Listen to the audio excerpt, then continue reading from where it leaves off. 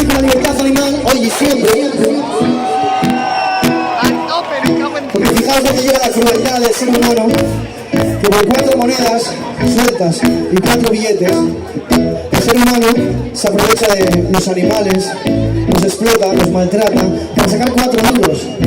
Es que a Green Bull no nos hace falta eso, porque nosotros con una cebolla, un calabacín, una zanahoria, una manzana somos felices, no necesitamos carne en la nevera. Eso es así, por eso Green Bull y la libertad animal, porque no queremos más asesinatos en las plazas de toros. No queremos más animales maltratados en las granjas, no queremos eso. Tampoco queremos el toro de la Vega, no lo queremos. El toro de la Vega en ninguna fiesta, que se aprovechen de los animales para hacer fiesta, que hagan conciertos, hagan concursos, hagan magia, hay un montón de cosas para hacer. No hace falta maltratar a ningún animal. Por eso Green Bull con la libertad animal y aldea esta noche, mañana en Noche de Leche y pasado en Canadá.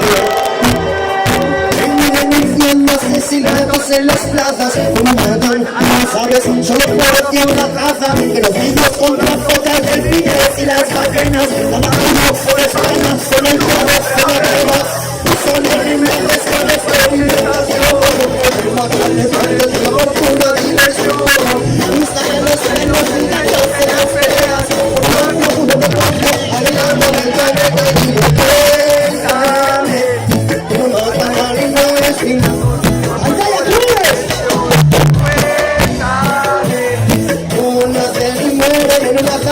Buscando más suerte.